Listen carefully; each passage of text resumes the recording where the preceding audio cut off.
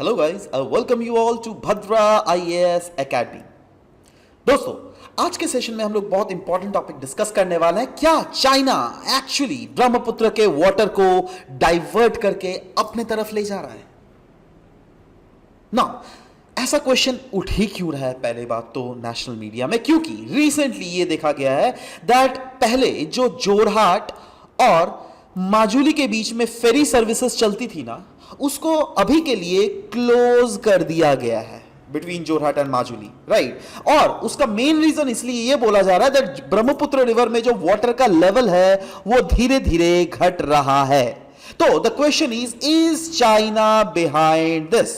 आज के इस सेशन में हम लोग इसी टॉपिक में अच्छे से डिस्कशन कैरी फॉरवर्ड करेंगे। बट बिफोर दैट कल हम लोगों ने जो एस्पेक्ट डिस्कस किया था दोस्तों, उसका क्वेश्चन था कंसिडर द फॉलोइंग स्टेटमेंट। दो स्टेटमेंट्स दिए गए थे। पहला स्टेटमेंट था that recognition of classical languages based on the criteria established by linguistic expert committee, जो कि एब्सोल्युटली सही था। दूसरा था Sanskrit is the first classical language to be recognised, जो कि एब्सोल्युटली रॉन्ग था। दैट इज सबसे करेक्ट आंसर जो था इसका वो था संस्कृत नहीं होगा, इसके जगह वो तमिल होना चाहिए था, राइट। सो आपको करेक्ट ऑप्शन पूछा है, इसीलिए पहला ऑप्शन इज ओनली करेक्ट, इसलिए A one only will be the correct answers. जो भी दिए थे आंसर्स आप लोगों ने सबने सही आंसर दिया था। कांग्रेचुलेशन। सो चलिए आज के इस सेशन में हम लोग डिस्कस करते हैं आज का ये सेशन। बट बिफोर दैट सबसे पहले तो हम लोग ब्रह्मपुत्र रिवर के बारे में थोड़ा जान लेते हैं। ब्रह्मपुत्र रिवर एक ट्रांसनेशनल रिवर है। ट्रांसनेशनल रिवर वो रिवर्स होते हैं जो क्या डिफरेंट कंट्रीज से बहते हैं। दैट्स इज ब्रह्मपुत्र रिवर अगर देख लीजिएगा कहां फॉर्मेशन होता है, चाइना के तिब्बत प्रोविंस में ये फॉर्मेशन होता है। जब तक ये चाइना में फ्लो करता है तो इसका नाम क्या होता है ब्रह्मपुत्र का? वो है यार्लुंग शांगपो, ठीक है। बट जैसे ये इंडिया के अरुणाचल प्रदेश में घुसता है और जब तक ये इंडिया में अरुणाचल प्रदेश में फ्लो होता है तो ब्रह्मपुत्र का नाम रहता है रिवर सियांग। जैसे ये ब्रह्मपुत्र रिवर असम वैली में एंटर करती है तो असम में जब तक पूरा during the through out the course of Assam जब तक ये फ्लो करती है तब तक इसका नाम रहता है the mighty Brahmaputra river.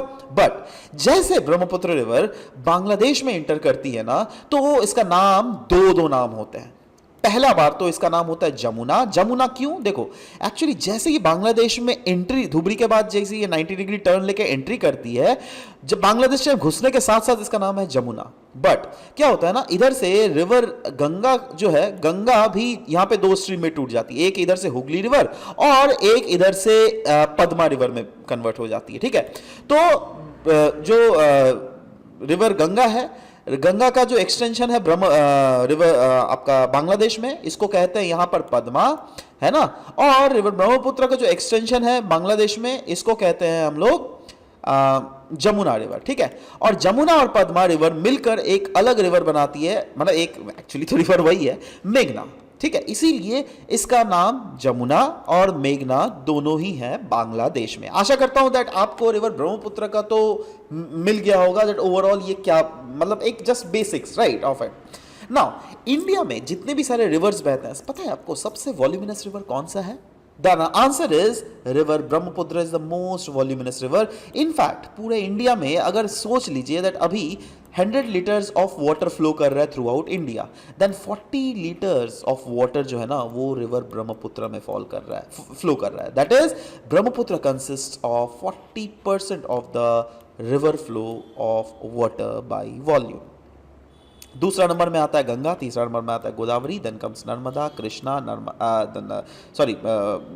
Mahanadi, Krishna, Narmada etcetera, ठीक है। So these are the classifications. ये कुछ बेसिक्स चीजें डिस्कस कर रहा हूं मैं regarding the river Brahmaputra, right. Now सिर्फ यही नहीं, जब मैं डिस्कस कर रहा हूं, अभी देखो टॉपिक क्या है दैट एक्चुअली में ब्रह्मपुत्र का वॉल्यूम डिक्रीज कर रहा है, तो हमको समझना पड़ेगा ना दैट ब्रह्मपुत्र जो फ्लो कर रहा है इंडिया में, है ना, तो अलग अलग स्टेट से कितना कितना कैचमेंट एरिया है। तो सबसे बड़ा जो कैचमेंट एरिया है रिवर ब्रह्मपुत्र का वो Indian state of Arunachal Pradesh में है। That is it accounts for रफली अराउंड 81,000 स्क्वायर किलोमीटर से भी ज्यादा एरिया है। उसके बाद आता है हमारा आसाम जहां पे ये 70,000 स्क्वायर किलोमीटर के आसपास है। उसके बाद आता है हमारा वेस्ट बंगाल जहां पर ये 12,000 किलोमीटर है। देन कम्स मेघालय जहां पर ये 11,000 किलोमीटर के आसपास है। नागालैंड और सिक्किम जहां पर ये सिक्किम में सबसे लीस्ट कैचमेंट एरिया है या फिर ड्रेनेज एरिया है जहां से ये ब्रह्मपुत्र रिवर फ्लो करती है। तो असम में undoubtedly significant proportion of river Brahmaputra flow कर रही है। ठीक है, नाउ अब एक्चुअली में कंसर्न्स क्यों जताए जा रहे हैं रिगार्डिंग द ब्रह्मपुत्र का रिवर का फ्लो? तो एक जो बहुत बड़ा रीजन है, देखो ब्रह्मपुत्र रिवर के कारण ही पूरा स्टेट ऑफ जो असम है ना, यहां पर इकोनॉमी आगे बढ़ रही है। ऐसे बहुत सारे रीजन्स हैं जहां पे अभी भी कोई रोड या फिर ब्रिज का कंडक्टिविटी नहीं है, तो वहां पर रिवर ब्रह्मपुत्र के थ्रू ही फेरी सर्विसेज चालू किए जाते हैं। और आज का ये टॉपिक ही क्या है, that ferry services between Jorhat and Majuli has been stopped. Now, what is the reason behind it? The reason is somewhere related to the fact that Brahmaputra में रिवर का फ्लो घट रहा है। नाउ ऐसा तो पास्ट में नहीं हुआ है, अचानक से इस साल क्यों फेरी सर्विसेज को हम लोग को बंद करना पड़ा? इन रीजन्स को हम लोग को समझना पड़ेगा। तो देखो, समझने से पहले हम लोग को यह समझना पड़ेगा कि ब्रह्मपुत्र का रोल क्या है आसाम में। यस, ये Assam as a whole region के इकोनॉमी को बूस्ट अप करता है। यही नहीं, अगर रिवर ब्रह्मपुत्र में फ्लो है प्रॉपर, तो रिवर ब्रह्मपुत्र में भी जो है एक्वाटिक इकोसिस्टम एग्जिस्ट करती है, तो उसको भी ये संभालता है। एंड बोला जा रहा है any major changes in the dynamics of Siang river, that is कोई भी अगर चेंजेस लाया जाए सियांग रिवर के डायनेमिक्स में, it could have a devastating consequences for the Brahmaputra valley civilisation. मतलब इसका जो कॉन्सिक्वेंसेस है काफी ज्यादा डिवास्टेटिंग हो सकता है फॉर ब्रह्मपुत्र वैली सिविलाइजेशन। क्योंकि ये सिविलाइजेशन, क्योंकि देखो पानी अगर घट गया तो अभी भी ठंडियों के दिनों में क्या खरीफ राबी क्रॉप्स यहाँ पे नहीं उगाए जाते हैं क्या? उगाए जाते हैं ना। तो बताओ, अगर पानी ही घट गया तो फार्मर्स अगर पानी को एक्सट्रैक्ट करने लग गए ऊपर से, तब तो और भी पानी नहीं रहेगा, है ना। तो what will happen to the ecosystem that exists in Brahmaputra? What will happen to the regional economy? It might get negatively impacted, right? तो सवाल होता है that ये जो डिक्लाइन हो रहा है पानी रिवर ब्रह्मपुत्र में, क्यों डिक्लाइन हो रहा है? तो उसके पीछे बहुत सारे थ्योरीज दिए जाते हैं, राइट। एक थ्योरी सजेस्ट करता है दैट ब्रह्मपुत्र में जो है एबनॉर्मली वाटर के वॉल्यूम रिसीड कर रहे हैं during the winters over the past few years. मतलब पहले ये नहीं करते थे, बट समय के साथ साथ अगर देख लीजिएगा ये डिक्रीज हो रहा है। इनफैक्ट यहां पर एक ग्राफ दिख रहा है आपको। ये ग्राफ क्या है? वाई एक्सिस में क्या है? वाई एक्सिस में रिवर का फ्लो है और एक्स एक्सिस में मंथ है। जैसे ये जनवरी, फरवरी, अप्रैल, जनवरी, फरवरी, मार्च, अप्रैल, मई, जून, जुलाई, अगस्त, सितंबर, अक्टूबर, नवंबर, दिसंबर। ठीक है। सो आप देखो यहाँ पे दो ग्राफ बने हुए जहां पे रिवर, ये जो डार्क में है ना ये है रिवर ब्रह्मपुत्र, ये जो डॉट डॉट में है ना ये है रिवर गंगा, राइट। अब हमको क्लियरली दिख रहा है दैट आप रफली अराउंड जून से लेकर अगर सितंबर तक के बीच का जोन देख लीजिएगा, यहां पर देखो ब्रह्मपुत्र का रिवर फ्लो कितना ज्यादा है। इनफैक्ट जनवरी से लेकर दिसंबर में भी अगर आप अगर आप ब्रह्मपुत्र और गंगा रिवर के फ्लो को जज कर लीजिए तो आप देखिए हर एक पॉइंट में, जी हाँ, आप देखिएगा हर एक पॉइंट में ये ब्रह्मपुत्र का जो ग्राफ है ये ऊपर ही है गंगा से। हाँ, थोड़ा एक दो मंथ को छोड़कर अगर देख लीजिएगा ऑलमोस्ट हर एक मंथ में ब्रह्मपुत्र का वॉल्यूम का जो फ्लो है वो गंगा के कंपैरिजन तो काफी ज्यादा ऊपर है, क्योंकि ऑफ कोर्स ब्रह्मपुत्र के पास बहुत ज्यादा वाटर का वॉल्यूम है। इसीलिए तो ब्रह्मपुत्र रिवर जो है वो नेशनल वाटरवे 2 में भी आता है। और नेशनल वाटरवे अगर 2 है तो ऑफ कोर्स क्या एक्सपेक्ट किया जा रहा है दैट यहां पर पानी की कमी तो नहीं होनी चाहिए, और पानी की कमी अगर नहीं होनी चाहिए तो ऑफ कोर्स यहां पर फेरी सर्विसेज भी प्रॉपर चलनी चाहिए। बट अभी क्या न्यूज आ रहा है दैट फेरी सर्विसेज धीरे धीरे रिड्यूस हो रहा है।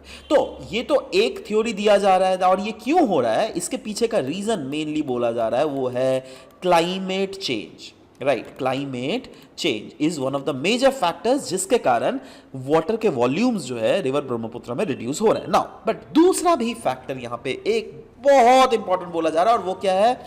वो है चाइना। बोला जा रहा है दैट चाइना, अगर रिपोर्टेडली देख लीजिएगा, काफी massive construction damming project construct कर रहा है, जिसके कारण अपस्ट्रीम रिवर्स में ये पानी को डाइवर्ट कर दे रहा है अपने तरफ। अब जब चाइना ही ये पानी ले लेगी तो आप खुद सोचो ना, ऐसे ही तो ब्रह्मपुत्र में पानी ज़्यादा फ्लो कब होता है? मॉनसून के समय। कम फ्लो कब होता है? ठंडियों के समय, जो कि अभी आज जब मैं वीडियो रिकॉर्ड कर रहा हूं, अभी तो ऑलमोस्ट ठंडी स्टार्ट हो रही है धीरे धीरे, अभी तो मॉनसून तो गया, राइट। बट अभी क्या होगा, अभी जो वाटर फ्लो होगा ना रिवर ब्रह्मपुत्र में, that will 100% be dependent on the melting of glaciers. But glaciers किधर है? तिब्बत में।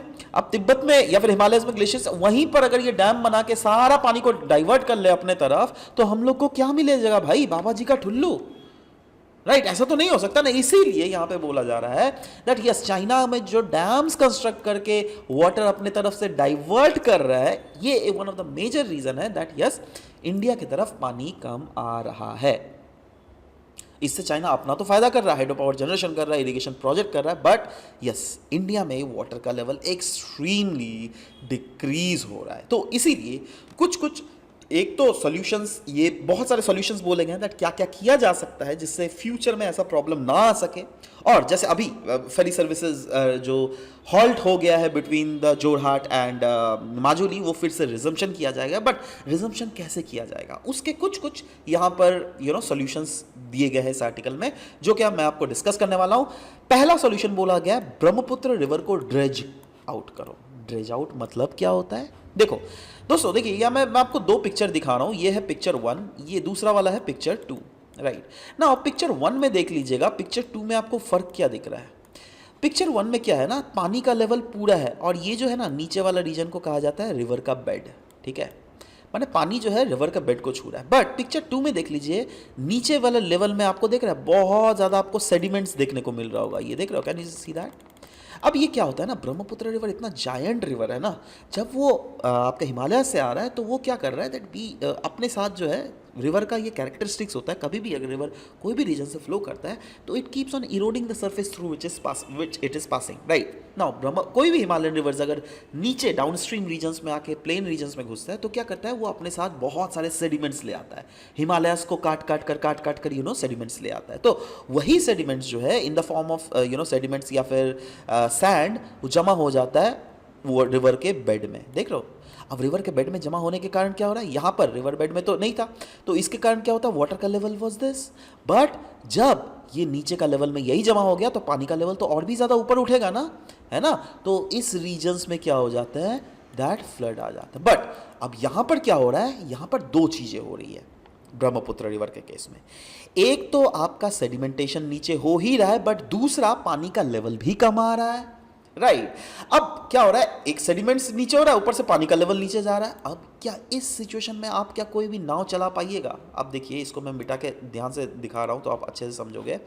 आप सोचो यहाँ पे क्या हो रहा है, पानी का लेवल नीचे आ रहा है, राइट, ऊपर से नीचे से ये सेडिमेंट्स भी है। अब अगर सोचो दिस वाज द अगर पानी का level, then what happen was that आप यहाँ पे नाव चला रहे हो तो नाव का एक मेजर पोर्शन डूबा भी हुआ रहता है, ये आपको दिखता नहीं है, राइट। तो ये तो आराम से चल रहा है। बट इसमें क्या होगा, जब पानी का लेवल ही ये वाला आ गया तो क्या होगा, अगर सोचो यहाँ पे नाव चलेगा भी, राइट, अब पानी नाव का नीचे का लेवल क्या होगा, इस मिट्टी से टकरा जाएगा। और नाव तो ऐसा 1-2 रुपए का तो चीज़ नहीं होता है ना, 10-15 रुपए का तो चीज़ नहीं होता है, 1-2 हज़ार का तो चीज़ नहीं होता है, ये लाखों करोड़ों का होता है एक स्टीमर या फिर इस टाइप के बोट्स, राइट।